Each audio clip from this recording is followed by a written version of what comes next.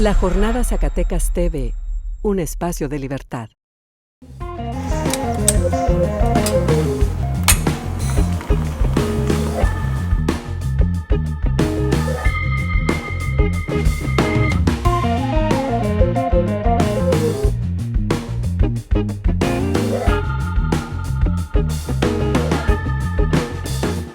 Con motivo del operativo que se celebró hace unos días en Sinaloa, en Culiacán y su zona conurbada para aprender a el hijo del Chapo Guzmán, Ovidio Guzmán, quise escribir unas notas para comentarlas el día de hoy acerca de cómo ha evolucionado la capacidad de las Fuerzas Armadas para realizar esos operativos y mantener la presión sobre la gran bestia en que se convirtió el narcotráfico y los cárteles, a partir de que el gobierno de Felipe Calderón designó a Genaro García Luna como secretario de Seguridad.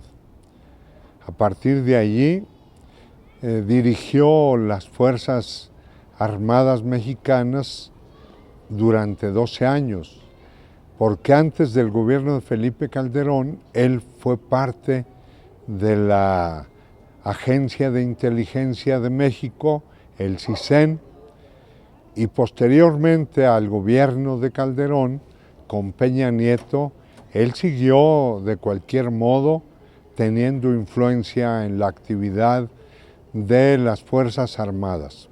Recordemos, en primer lugar, que durante los gobiernos neoliberales, la Constitución de nuestro país prohibía la participación de las corporaciones armadas en las tareas de seguridad.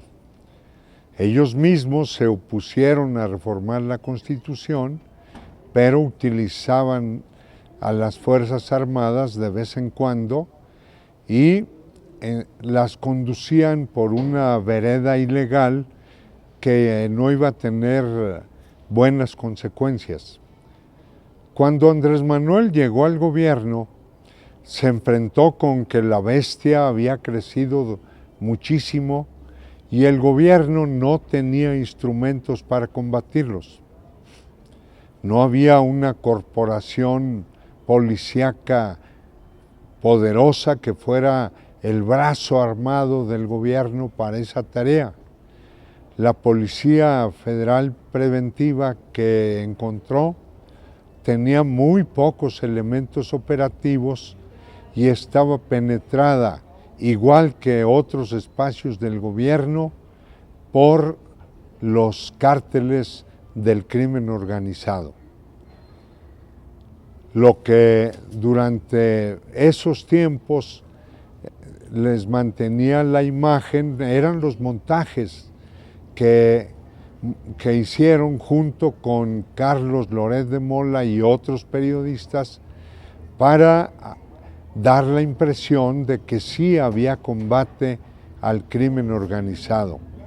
Hoy García Luna está en Nueva York preso para que enfrente un proceso judicial porque los fiscales norteamericanos le están achacando muchos delitos, especialmente los de ser cómplice de los cárteles que llevan la droga a ese país del norte.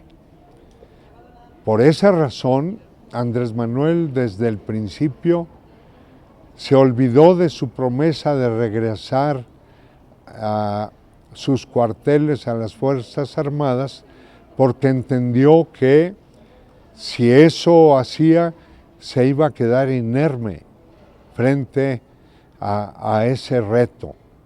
Por ello inició desde muy pronto la construcción de la Guardia Nacional, pensando que iban a poder contratar muchos jóvenes sin experiencia, pero con ganas de servirle al país.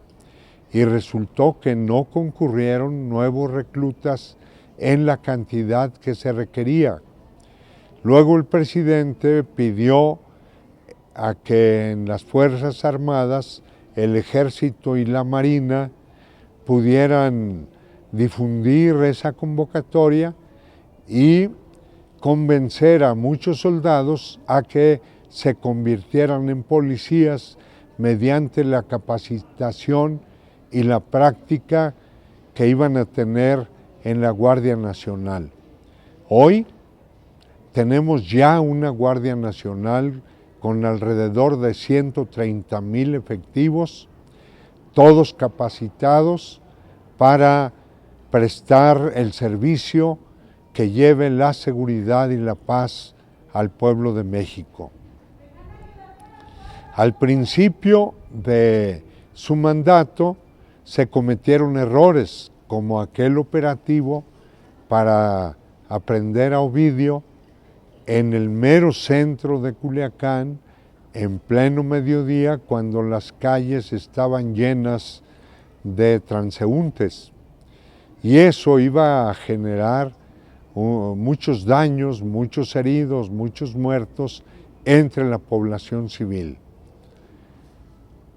Hoy las Fuerzas Armadas han ido aprendiendo que deben respetar los derechos humanos y que deben ayudar a que todo el país se comporte según lo que establecen las leyes.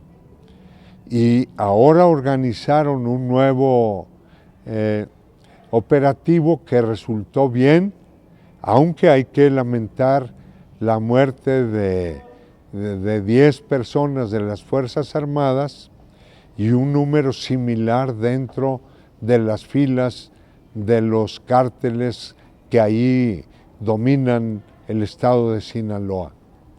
De cualquier manera, hoy Ovidio está preso y todo mundo sabe que las Fuerzas Armadas de México, especialmente la Guardia Nacional, ya tienen la capacidad para seguir operando. Eso es muy importante porque es un mentis directo a todos aquellos que señalaban que el gobierno no quería combatir ese crimen. Ocurrió lo mismo que han dicho con el aeropuerto Felipe Ángeles que construyó la Cuarta Transformación. Se decía que no había capacidad para recibir grandes aeronaves y ayer aterrizó allí el avión del presidente de Estados Unidos y hoy lunes 9 de enero va a aterrizar el avión que transporta al primer ministro Justin Trudeau, que viene a tener la cumbre de jefes de Estado de América del Norte.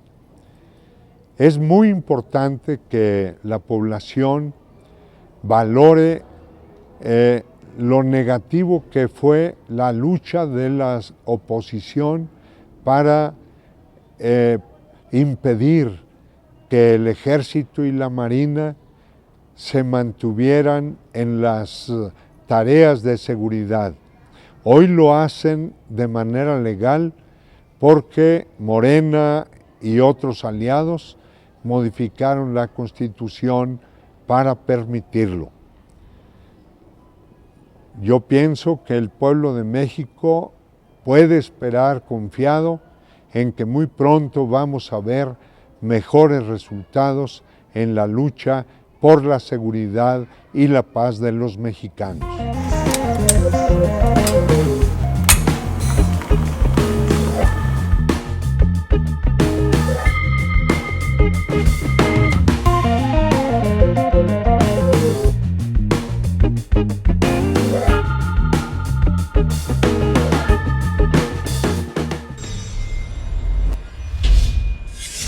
La Jornada Zacatecas TV, un espacio de libertad.